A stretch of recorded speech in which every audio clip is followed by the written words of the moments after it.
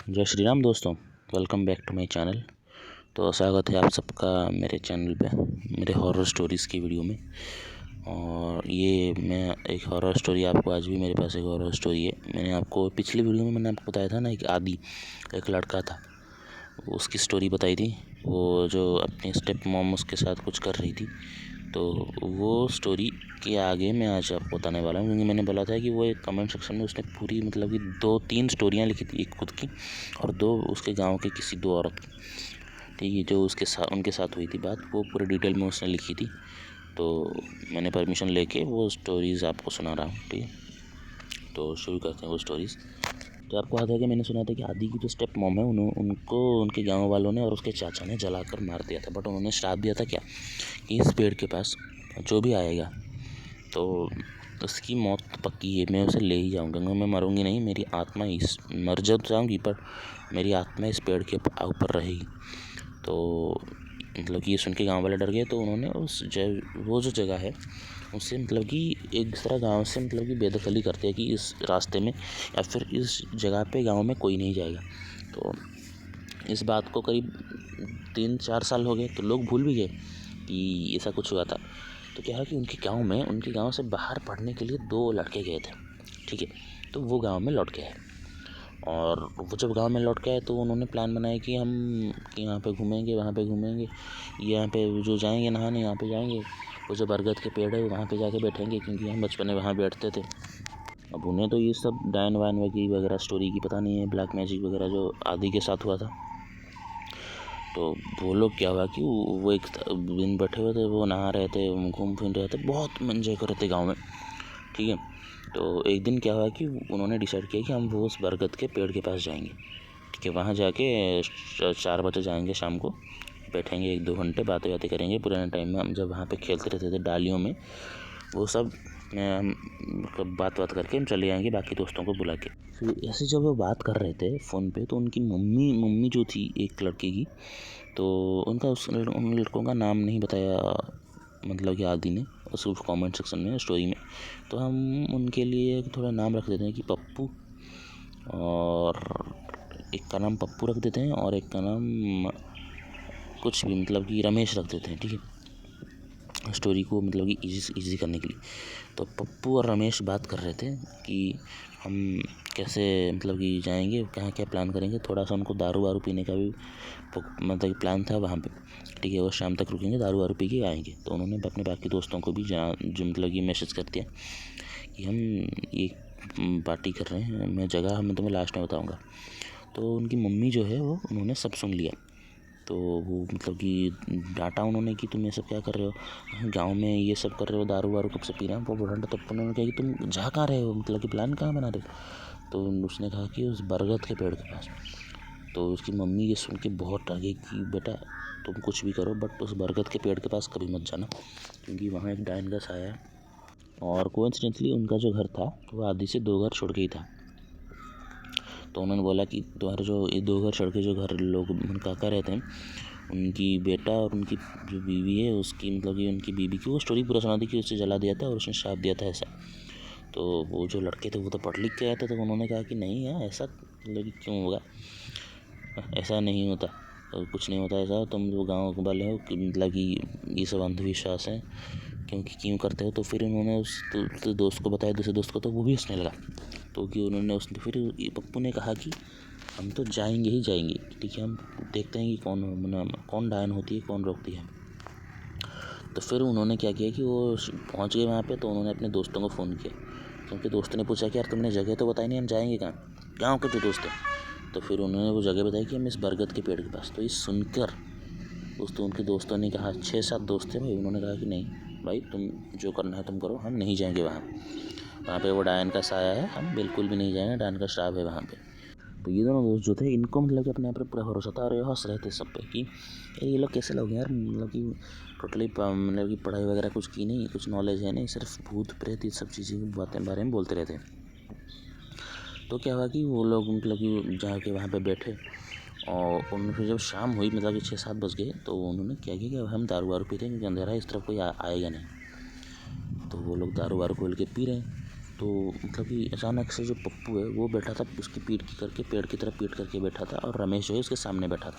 तो मतलब कि जो पप्पू जो है, ठीक है, उसने थोड़ा कम दारू पी थी, रमेश जो है वो पूरा दारू पी के मतलब कि उसकी हाल नशे में ही था वो।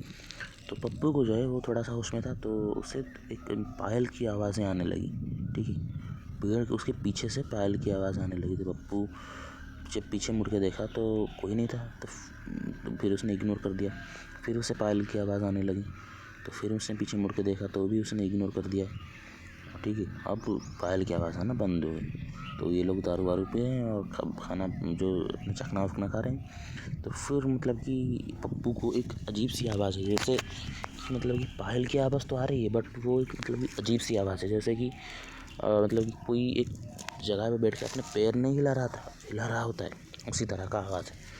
तब आदि को मतलब उन्हें चारों तरफ देखा तो कोई नहीं था। तो फिर क्या हुआ कि उसे मतलब कि थोड़ा सा अजीब लगने लगा, क्योंकि वो थोड़ा सा होश में था। तब उसे ध्यान दिया कि वो जो आवाज़ है उसके ऊपर से आ रही है। तो जैसे उसने ऊपर देखा तो देखा कि एक मतलब कि भयानक दिखने वाली औरत, जिसके बाल पूरे मतलब कि खड़े हैं, ठीक है, बाल पूरे खड़े हैं, और उसके नाखून बड़े बड़े, पैरों के नाखून बड़े बड़े। तो उसने एक पायल पहनी, तो चांद की रोशनी में वो पायल की जो है वो रिफ्लेक्ट कर रही है, स्टोन्स लगे हैं उसमें। तो वो इनकी तरफ बहुत मतलब कि घूर रही है। तो ये देख के मतलब कि पप्पू की तो मतलब हालत ख़राब, वो तो मतलब कि चिल्ला के वो वहाँ से गिरा, और रमेश जो है वो मतलब कि होश में ही नहीं था। और भाई सबको पता है कि दारू के नशे में तो इंसान भाई क्या क्या कर देगा, वो गोलियों को हाथ से रोक देगा। ऐसा सबको लगता था, रमेश को भी ऐसा लगता था कि डर नहीं लगा क्योंकि दारू पी। तो फिर जैसे उसने देखा तो वो उस डायन को मतलब कि गालियाँ देने लगा कि उसको तो स्टोरी पता थी सारी। तो उसने बोला कि तू अपने बेटे का खून पीती थी, अपने पति का खून पीती थी, अपनी बेटी को मारने वाली थी, ये सब बहुत गालियाँ दी। तो ये सुन के उसको मतलब कि औरत को बहुत तेज़ गुस्सा है। तो उसने क्या किया, उसने एक टहनी निकाली और रमेश की तरफ फेंका, ठीक है, वो मतलब कि नुकीली की टहनी थी। तो रमेश जो है वो थोड़ा सा मतलब कि साइड होके वो बच गया। तो रमेश को और गुस्सा आया, तो उसने क्या किया कि पत्थर लिया और उसकी तरफ फेंका। बट रमेश ने देखा कि वो जो पत्थर है वो आर पार हो गया, ठीक है। तो रमेश को बहुत तेज़ गुस्सा आया, तो उसने बहुत गालियाँ दी कि ऐसा कर रही है वैसा कर रही है। तो पप्पू जो है वो रमेश को बोला कि रमेश चल यहाँ से, हम भागते हैं, ठीक है, ये हम यहाँ पे भागते हैं, आप नहीं आएंगे यहाँ पे। तो रमेश ने बोला कि नहीं, आज तो मैं इसे मार के ही जाऊँगा। तो वो जो औरत थी ऊपर बैठी थी, उसने डायरेक्टली नीचे जंप किया और रमेश के सामने आकर खड़े हुई। रमेश को तब भी डर नहीं लगा भाई, कि भाई बहुत स्ट्रॉन्ग है मतलब यह बंदा। रमेश को तब भी डर नहीं लग रहा, और वो मतलब कि उसके आँखों से आँखें डाल के उसे गालियाँ दे दिए जा रहा है। तब क्या हुआ कि उस औरत ने उसके रमेश का गला पकड़ लिया और उसे हवा में उठा दिया। तो रमेश को अब थोड़ा सा डर लगने लगा, बट भाई मतलब कि वो मतलब कि उसको फुल पोटेंशियल पे था उस डायन को टक्कर देने में। तब उसने हनुमान चालीसा पढ़नी शुरू कर दी, मतलब कि उसका गला दबा हुआ था बट वो अजीब तरह से, बट वो धीरे धीरे हनुमान चालीसा पढ़ ही रहा था। तो ये तभी उस डायन ने उसका हाथ गला छोड़ दिया और नीचे गिर गया। तब रमेश जो है वो तेज़ तेज़ हनुमान चालीसा पढ़ने लगा। तो वो औरत थी वो भाग गई, वो आंगन के सामने गायब हो गई।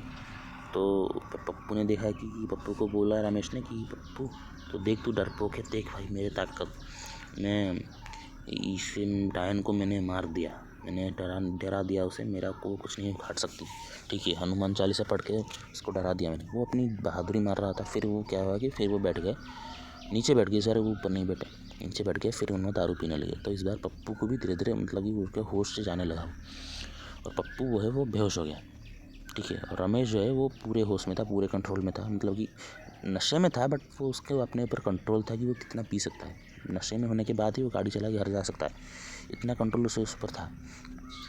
तो फिर से अब रमेश को वो पायल की आवाज़ आने लगी। तो फिर से उसने ऊपर देखा कि ऊपर फिर से वो औरत बैठी हुई है। तो फिर रमेश ने उसकी मतलब कि बहादुरी से बोला कि एक बार तुझे भगाया, तुझे तो डर मतलब कि समझ में नहीं आएगा, डर नहीं रही है तुम मुझसे, हाँ, जब निकल जाए यहाँ से, ऐसे रमेश ने उसे ऑर्डर दिया। तो वो औरत क्या की, सीधा रमेश के गर्दन पर झपटी और गांव वालों, और फिर जो है मतलब कि गर्दन पर झपटी। तो अगले दिन क्या हुआ कि गांव वालों को पप्पू वहाँ पे बेहोश पड़ा मिला, और रमेश की जो लाश थी उसका सर और धड़ दोनों अलग था, और वो अलग अलग पेड़ पे बंधे हुए थे।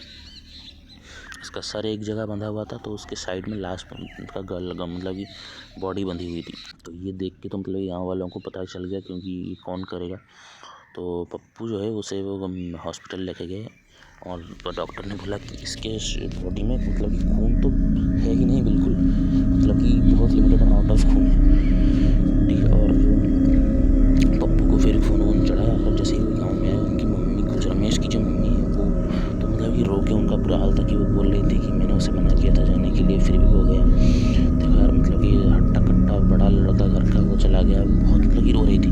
बट भाई इसमें गलती उनकी भी नहीं है, क्योंकि मतलब उनके घर वालों ने तो मना ही किया था जाने के लिए, बट अब उसे दिल लगा कि चाहे तो घर वालों की बात नहीं मानी थी। तो ये थी उसकी स्टोरी। तो उसके 6 साल बाद, इस स्टोरी के 6 साल बाद और एक चीज़ हुई थी जो कि मतलब कि कोई भी नहीं भूल सकता, ठीक है। तो वो भी मतलब कि आप ही ने बताई थी, तो वो मैं आपको नेक्स्ट वीडियो में बताऊँगा।